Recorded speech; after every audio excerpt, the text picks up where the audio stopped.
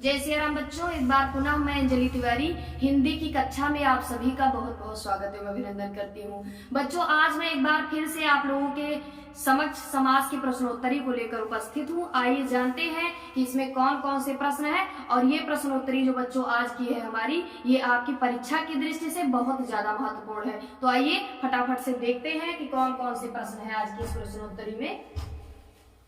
बच्चों, पहला प्रश्न है आज का हमारा, पंकज में कौन सा समास है। यहाँ पे 4 ऑप्शन दिए गए हैं बच्चों, आपको बताना है कि पंकज में कौन सा समास है। तो सबसे पहले तो बच्चों हम और आप इसका विग्रह जानेंगे कि इसका विग्रह कैसे करेंगे।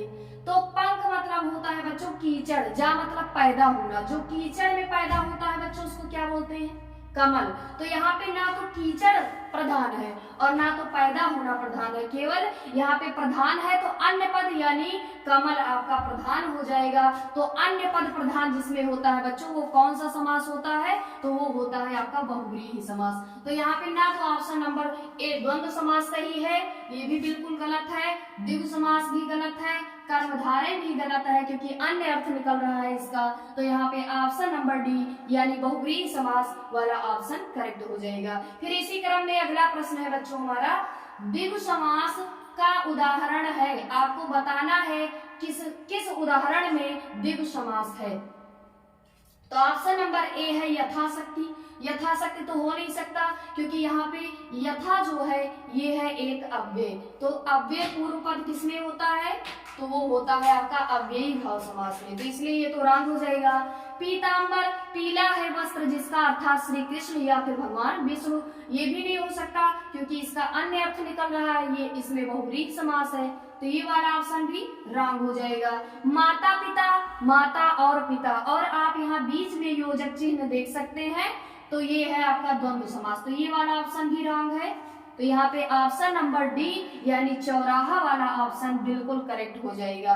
चौ मतलब 4, राह मतलब राह, 4 राहों का समूह या समाहार। तो यहाँ पे पहला पद संख्यावाची है और हमारी द्विगु समास की परिभाषा भी यही कहती है कि जिस समास का पहला पद संख्यावाची हो उसमें कौन सा समास होता है, द्विगु समास होता है। तो चौराहा वाला ऑप्शन यहाँ पे ऑप्शन नंबर डी करेक्ट हो जाएगा।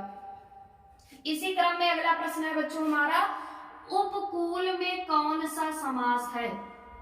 उपकूल, ऑप्शन नंबर ए है द्विगु समास, ऑप्शन नंबर बी है तत्पुरुष समास, ऑप्शन नंबर सी है अव्ययी भाव समास, ऑप्शन नंबर डी है द्वंद्व समास। तो यहाँ पे बच्चों पहले ध्यान से देखिए इसको, उपकूल, उप यहाँ पे एक अव्यय है और उप का अर्थ समीप में होता है, उपकूल यानी कूल के समीप, तो यहाँ पे अव्यय है, अव्यय होने से यहाँ पे अव्ययी भाव समास है, तो यहाँ पे ऑप्शन नंबर सी यानी अव्ययी भाव समास वाला ऑप्शन करेक्ट हो जाएगा। फिर अगला प्रश्न है बच्चों हमारा, महाजन शब्द में कौन सा समास है। महाजन शब्द में कौन सा समास है आपको बताना है। ऑप्शन नंबर ए है द्विगु समास, ऑप्शन नंबर बी है कर्मधारय, ऑप्शन नंबर सी है द्वंद्व और ऑप्शन नंबर डी है अव्ययी भाव समास। तो पहले तो हम इसका विग्रह जानेंगे बच्चों, इसका विग्रह क्या होता है। महाजन अर्थात महान है जो जन, यानी जन की विशेषता क्या है बच्चों कि वो महान है। तो अगर विशेषण विशेष का संबंध दिखाया गया हो या फिर उपमेय उपमान का संबंध दिखाया गया हो तो वहां पर बच्चों हमेशा कर्मधारय समास होता है। तो यहाँ पे ऑप्शन नंबर बी यानी कर्मधारय समास बिल्कुल करेक्ट हो जाएगा। फिर प्रश्न संख्या 5 है बच्चों, प्रतिदिन में कौन सा समास है। देखते ही आप तुरंत जान गए होंगे, प्रति यहाँ पे बच्चों अव्यय है एक, प्रतिदिन यानी इसका विग्रह होगा प्रत्येक दिन या हर दिन, तो यानी इसका पहला पद क्या है बच्चों अव्यय है, तो यानी यहाँ अव्ययी भाव समास वाला ऑप्शन करेक्ट हो जाएगा यानी ऑप्शन नंबर बी। फिर अगला प्रश्न है बच्चों हमारा, द्विगु समास का उदाहरण है, आपको बताना है, 4 ऑप्शन दिए गए हैं, इसमें आपको बताना है कि द्विगु समास कौन से उदाहरण में है। पहले बच्चों प्रश्नों को हल करने से पूर्व पहले आप ध्यान से पढ़ लें कि प्रश्न कहना क्या चाह रहा है। देखिए द्विगु समास का उदाहरण है आपसे पूछा जा रहा है, बहुत सारे बच्चे कंफ्यूज हो जाते हैं, वहां नहीं लिखा होता है तब भी वो है जान के कर देते हैं तो उनका गलत हो जाता है। तो पहले आप प्रश्नों को सावधानी पूर्वक पढ़ें हल करने से पहले। तो द्विगु समास का उदाहरण है आपको बताना है इसमें। तो ऑप्शन नंबर ए है यथाशक्ति। यथाशक्ति तो बिल्कुल रॉन्ग हो जाएगा, क्योंकि द्विगु समास का पहला पद संख्यावाची होना चाहिए। यहाँ पे तो पहला पद अव्यय है, तो ये तो बिल्कुल ही रॉन्ग हो जाएगा। पीतांबर ये हो नहीं सकता, क्योंकि पीला है वस्त्र जिसका, अर्थात भगवान विष्णु या फिर हम कहें भगवान कृष्ण। तो यहाँ पे अन्य पद प्रधान है, ये भी नहीं हो सकता। माता पिता ये भी नहीं हो सकता, माता और पिता और लगेगा तो द्वंद्व समास हो जाएगा। तो यानी ऑप्शन नंबर डी नवग्रह, यही वाला ऑप्शन बिल्कुल करेक्ट हो जाएगा, क्योंकि नव एक संख्या है। तो संख्यावाची यानी पहला पद क्या होना चाहिए द्विगु समास का, संख्यावाची होना चाहिए। तो यानी नवग्रहों का समूह या नवग्रहों का समाहार, इसका विग्रह हो जाएगा और ऑप्शन नंबर डी बिल्कुल करेक्ट हो जाएगा। फिर अगला प्रश्न है बच्चों हमारा, नील गाय में कौन सा समास है।